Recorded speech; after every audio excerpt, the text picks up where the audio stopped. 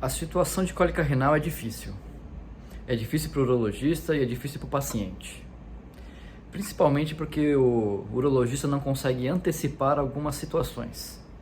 Não é incomum você pegar um paciente que já teve cólica e sabe o que vai acontecer. Ele vai chegar no pronto-socorro com uma dor intensa, sem posição que melhore. Mas o paciente que chega na primeira vez não é tão fácil, né? E ele fala: doutor, só me livra dessa dor. E aí que entra a frase: a gente pode te livrar disso agora, mas isso vai ter um preço, né? A questão é confiança. O paciente confia no que o médico está falando.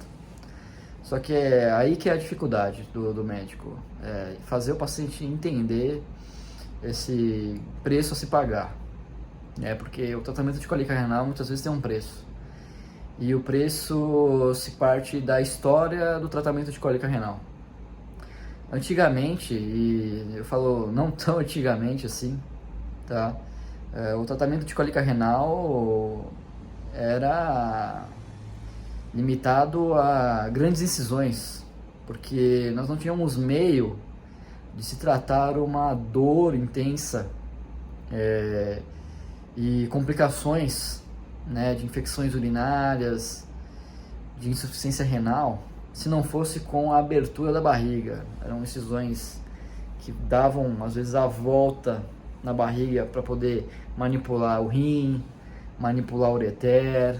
A cirurgia de resolução de cólica renal, ela tem prioridades, né? A primeira dificuldade do urologista é explicar para o paciente por que ele está sentindo dor, né? O paciente inicia um quadro obstrutivo, né? Por isso que a gente fala que cálculos pequenos não são tão problemáticos. Não é porque a gente está menosprezando, o cálculo. A primeira coisa é que o tamanho do cálculo não é parâmetro de se vai doer mais ou não. Ele só é parâmetro para falar se o cálculo tem condição ou não de ser expelido pelo corpo. Porque quanto menor, maior a facilidade do corpo expelir o cálculo, né? Mas no caso dos cálculos maiores, a gente tem mais dificuldade. E ele pode encaixar no canal do ureter e causar uma dificuldade na excreção da urina. E essa dificuldade na excreção da urina causa um aumento de pressão ali, né? E isso leva a dor. Isso leva a uma contração, um aumento de pressão, uma resposta do seu corpo tentando por si só resolver o problema naturalmente. O organismo é muito inteligente, né? Qual que é a prioridade do urologista nessa situação? Desobstruir o rim, né? A gente tem dificuldades técnicas no procedimento endurológico. Os nossos aparelhos são tecnicamente limitados.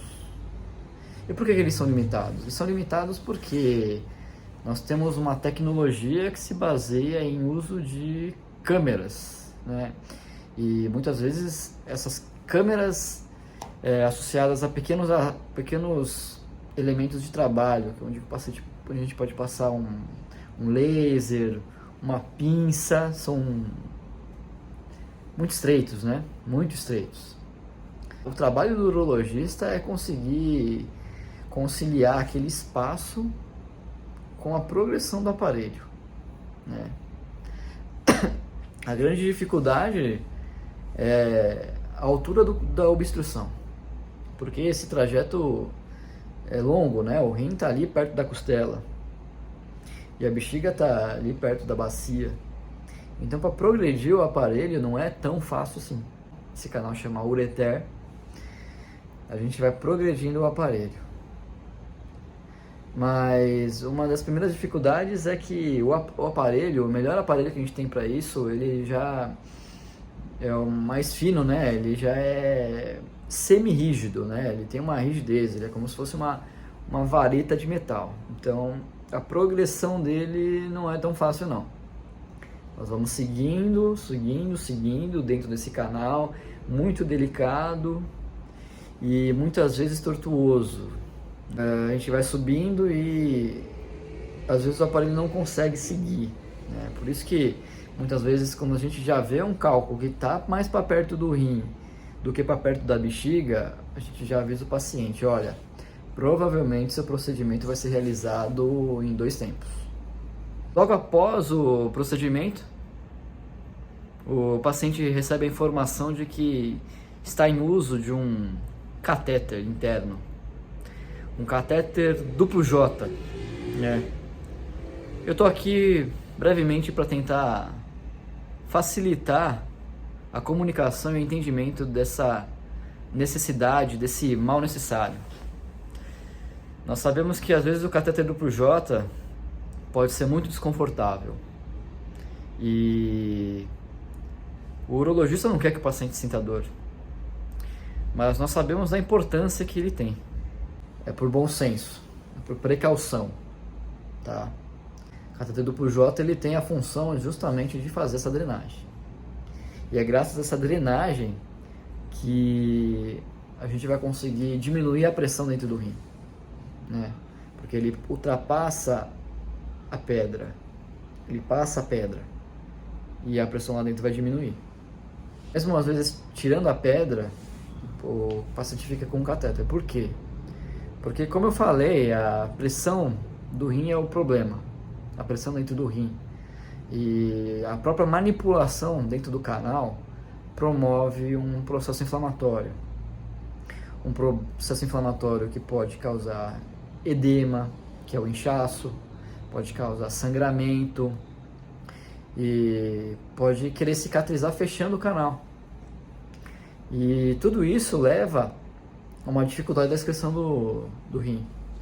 Quais são as possibilidades? Uma possibilidade é você ficar com a pedra lá dentro. E dependendo do tamanho da pedra, a taxa de expulsão, quanto maior é menor. Então vai demorar para conseguir expelir a pedra. E vai ficar com dor. E vai ficar com risco de infecção. E vai ficar com risco de alteração da função renal. A outra opção é fazer o procedimento e não passar o catéter, só tirar a pedra. Na maioria das vezes, dependendo da manipulação, a gente não enxerga, né? Depois que sai o aparelho, a gente não vai enxergar o processo inflamatório acontecendo. E o paciente sai com dor logo no pós-operatório imediato. Das 3 opções, a passagem do catéter duplo J, para mim e para a maioria dos urologistas, provavelmente é a melhor. Porque não é só questão da dor, é a questão de que o rim vai ser drenado, o risco de infecção vai diminuir e a função renal vai ser preservada. Claro que isso não é uma regra, né? Aqueles cálculos muito fáceis de ser retirados, que você entra dentro do canal, ele tá ali de cara para você, você entra num canal bem largo, você consegue trazer a pedra sem machucar nada, lógico que você não precisa deixar o catéter duplo J, né? E aí você não vai deixar. O catéter, ele é um corpo estranho e ele está alojado, vai ficar alojado quando ele está na posição correta, enrolado dentro do rim e enrolado dentro da bexiga, né? Primeira coisa que ele, sendo um corpo estranho, ele pode irritar a parede da mucosa e dar uma sensação desconfortável. Segundo, que dependendo do tamanho do paciente, dependendo do tamanho do catéter, ele pode ficar às vezes mais esticado ou menos esticado. E aí às vezes ele fica mais pressionando dentro do rim, dentro da bexiga, ou menos, né? Não é tão fácil. O catéter ele não tem pontos de fixação, ele é só enrolado, né? E a gente tem sempre que escolher o melhor catéter para o melhor paciente. E outra coisa, ele enrolado, principalmente dentro da bexiga, aquela enroladinha que dá ali, ele fica muito em contato com a mucosa, né? E aquilo irrita, a bexiga é muito sensível, né?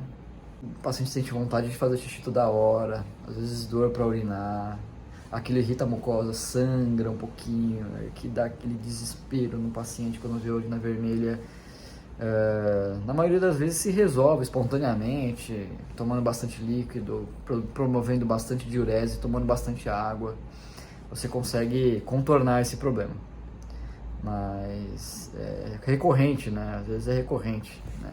Sei do seu desconforto, mas talvez seja pior sem ele. Seu corpo está se tratando, está se curando, e ele precisa ficar aí mais um tempo, né? Outra coisa é que o catéter, ele é todo furadinho, né? Ele é como se fosse um canudinho bem fininho, e ele é cheio de furinhos, né? E é por isso que a maioria das vezes a urina passa por ele. Não passa só por dentro, mas por fora também, né? Ele escoa por dentro e por fora. Nós temos um processo onde a bexiga contrai e temos válvulas anti-refluxo para evitar que a urina volte, né?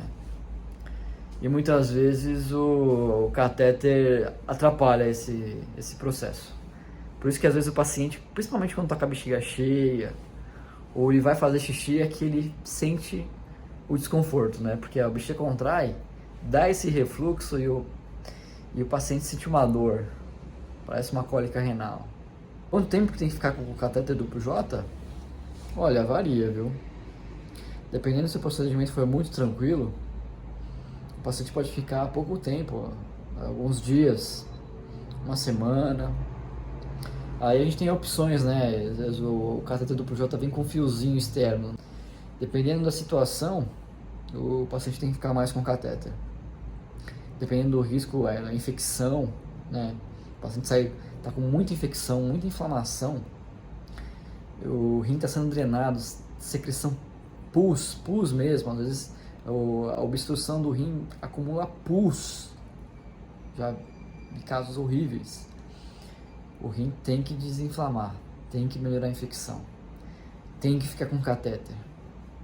Vamos tentar fazer um equilíbrio entre o mínimo possível e tentar evitar o estendimento excessivo, né, do uso do catéter.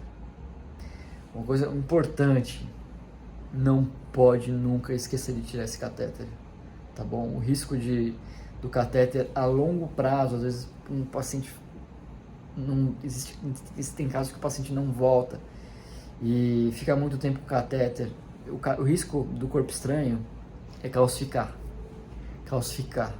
E o uso prolongado do próprio catéter leva à formação de cálculos como se fosse uma crosta em volta do catéter. Não pode esquecer de tirar esse catéter de jeito nenhum, tá?